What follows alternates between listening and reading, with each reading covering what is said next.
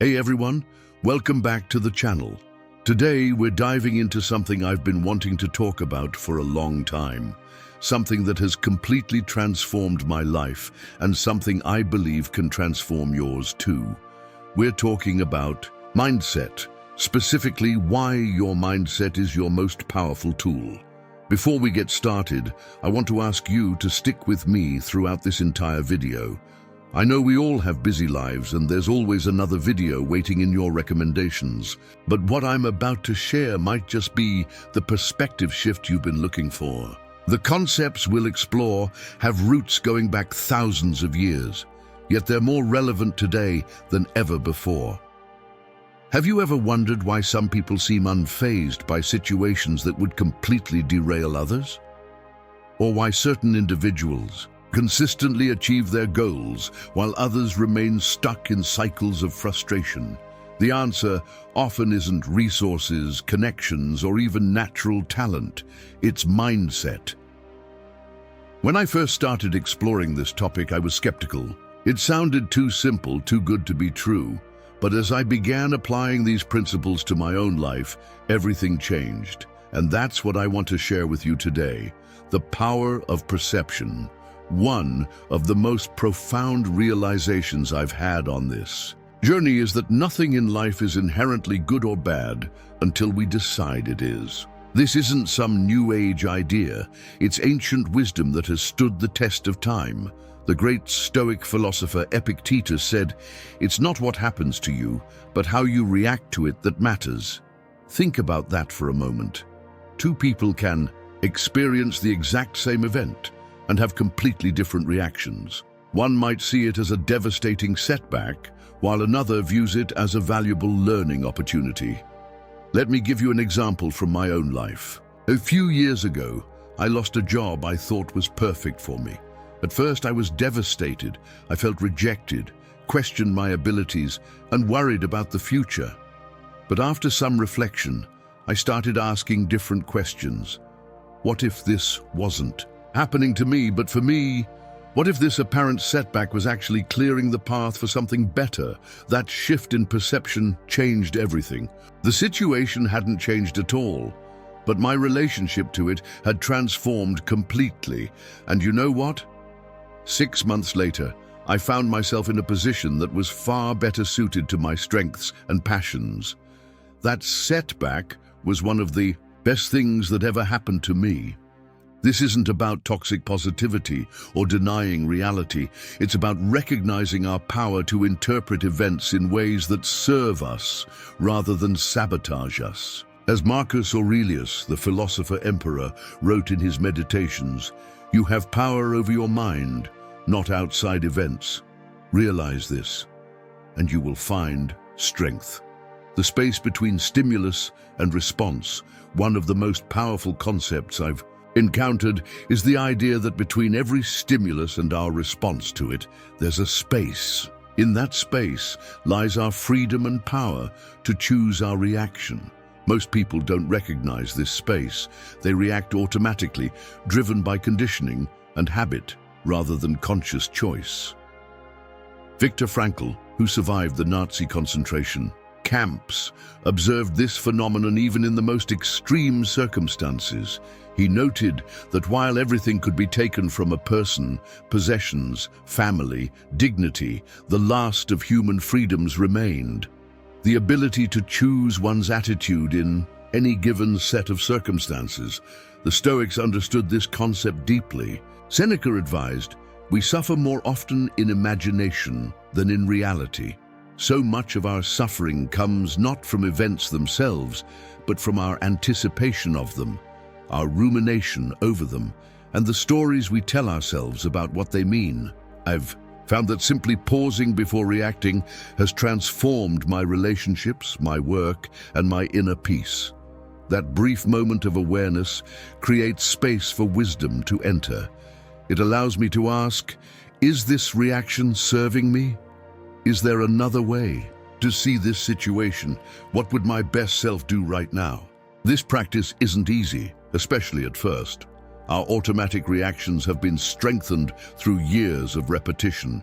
But with consistent effort, we can expand that space between stimulus and response. We can develop what the Stoics called the dichotomy of control, clearly distinguishing between what we can control, our thoughts, judgments, and actions, and what we cannot, external events, other people's behaviors, and outcomes. Epictetus put it perfectly. Make the best use of what is in your power and take the rest as it happens. Embracing discomfort as the path to growth. Something I've noticed in both myself and others is the instinctive avoidance of discomfort. We're wired to seek pleasure and avoid pain. It's basic human nature. But what if this very instinct is holding us back from becoming who we're capable of being? The Stoics didn't just accept discomfort. They actively sought it out through practices like voluntary discomfort. Seneca, despite being one of the wealthiest men in Rome, would regularly practice poverty, wearing simple clothes, eating plain food, and sleeping on a hard mattress. Why? To remind himself that the things he feared losing weren't essential to his happiness and that he could thrive even in adverse circumstances. Modern psychology confirms what the Stoics intuited.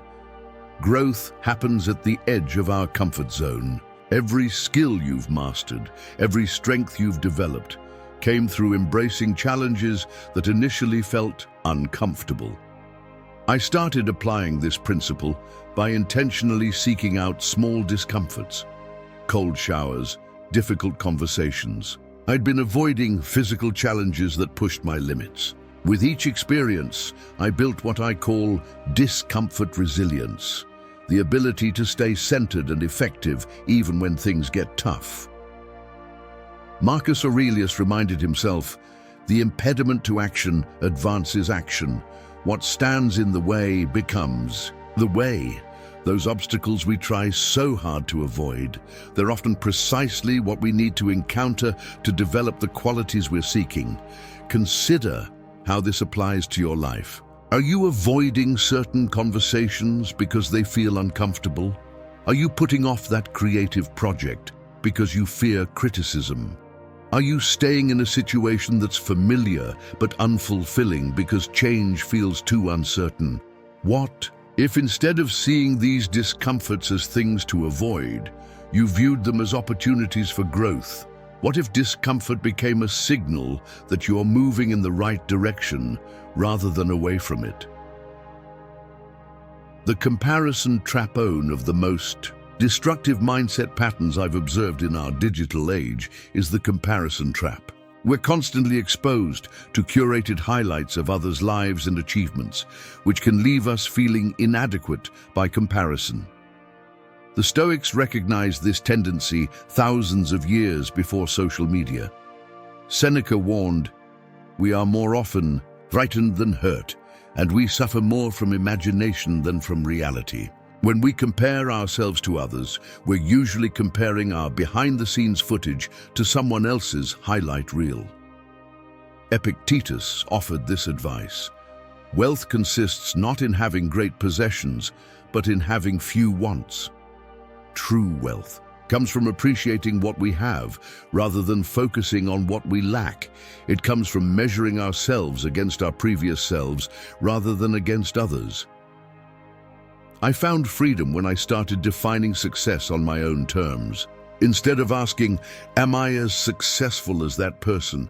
I began asking, "Am I growing? Am I aligned with my values? Am I contributing in ways that feel meaningful to me?"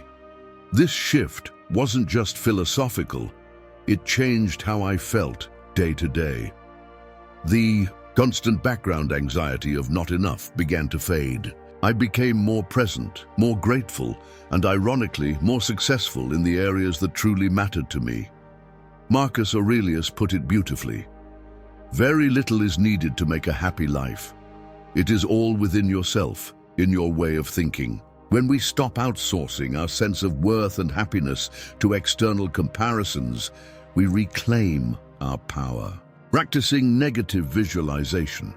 One of the most counterintuitive but powerful Stoic practices is called premeditatio malorum, the premeditation of evils.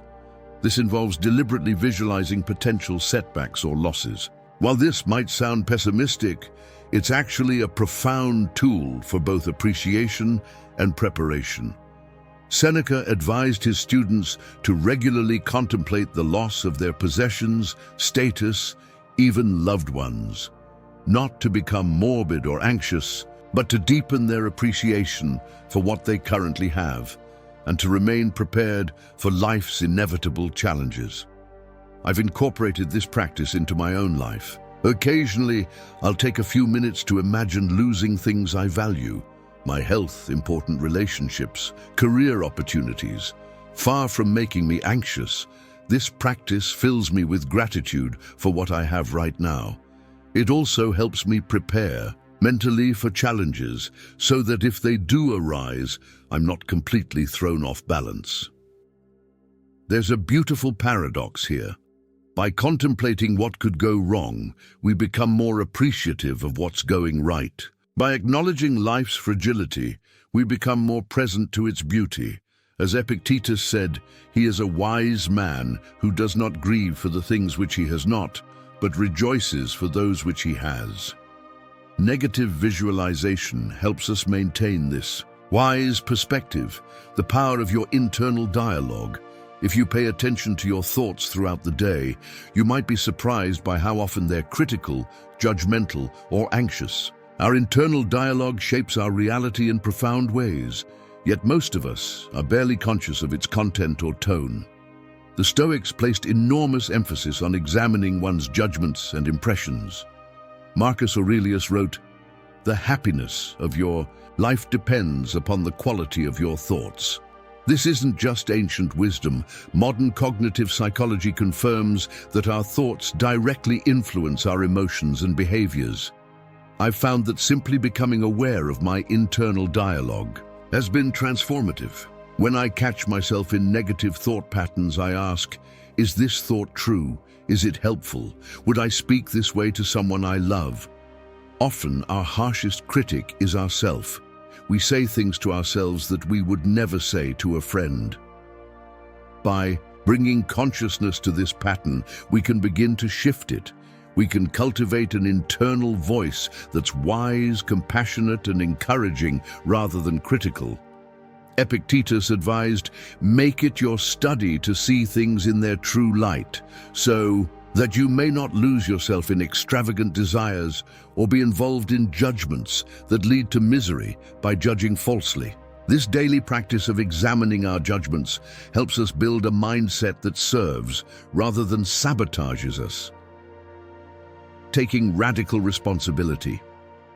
Perhaps the most empowering shift I've made is toward radical responsibility, the willingness to see myself as the author of my life rather than its victim. This doesn't mean blaming myself for circumstances beyond my control. It means focusing relentlessly on what I can influence rather than wasting energy on what I cannot. The Stoics were masters of this approach. Epictetus, who began life as a slave with a disabled leg, insisted, "It's not what happens to you, but how you react to it that matters." Despite circumstances that might have justified a victim mentality, he focused on his response rather than his circumstances. When we adopt this mindset, every situation, no matter how challenging, becomes an opportunity to exercise our agency. We stop asking, why is this happening to me? And start asking, how am I going to respond to this? What can I learn here? How can I use this situation to become stronger, wiser, more compassionate? This isn't about denying the reality of injustice or hardship. It's about recognizing that focusing on blame or resentment rarely improves our situation, while focusing on our response always can. As Marcus Aurelius reminded himself, you have power over your mind, not outside events. Realize this, and you will find strength. In every circumstance, we retain the power to choose our perspective and our response. Cultivating presence. In our hyper-connected, always-on world, one of the rarest and most valuable mindsets is simple presence, the ability to be fully engaged with whatever is happening right now. We're often physically in one place while our minds are somewhere else entirely, replaying the past, worrying about the future, or scrolling through endless digital distractions. The Stoics, like many wisdom traditions, recognize the power of presence. Seneca observed, "The greatest obstacle to living is expectancy, which hangs upon tomorrow and loses today. The whole future lies in uncertainty. Live immediately." I've found that the quality of my life correlates directly with my ability to be present. When I'm fully engaged in a conversation, I build deeper connections. When I'm immersed in my work without distraction, I do my best thinking. When I'm truly present for my experiences, whether eating a meal, taking a walk, or listening to music, I feel a richness and satisfaction that no amount of multitasking can provide. Presence isn't just about enjoyment, it's about effectiveness. A scattered mind makes poor decisions. A present mind sees clearly and responds wisely. As Marcus Aurelius advised, confine yourself to the present. From philosophy to practice, these Stoic principles aren't just philosophical ideas to contemplate. They're practices to embody. Here are some practical ways I've integrated them into my daily life. Morning reflection. I start each day by considering what might challenge me and how I want to respond. As Seneca suggested, begin at once to live and count each separate day as a separate life. Evening review. I end each day by asking what went well, what could have gone better, and what I learned. This practice of self-examination was central to Stoic philosophy. The pause.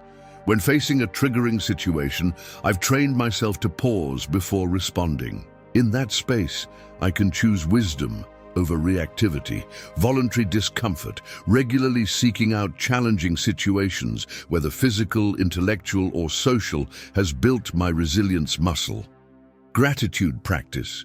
Deliberately appreciating what I have, partly through occasional negative visualization, keeps me grounded in abundance rather than scarcity.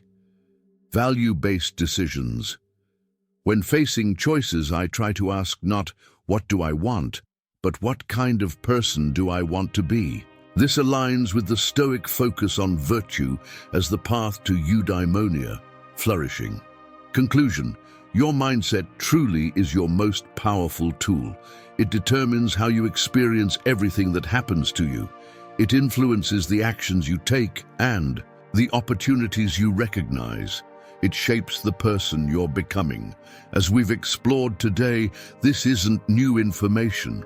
The Stoic philosophers understood these principles thousands of years ago. What's new is your opportunity to apply them consciously in your own life. Marcus Aurelius wrote, "The soul becomes dyed with the color of its thoughts." What color are you dyeing your soul with the thoughts you habitually think? What mindset are you cultivating through your daily focus? These aren't just philosophical questions, they're intensely practical ones, with real consequences for your happiness, resilience, and effectiveness in the world. I want to leave you with one final quote from Epictetus that encapsulates everything we've discussed. It's not what happens to you, but how you react to it that matters. When something happens, the only thing in your power is your attitude toward it. You can either accept it or resent it. Your power lies not in controlling external events, but in choosing your response to them. That choice, made moment by moment, day by day, is what shapes your life. Thank you for staying with me throughout this exploration.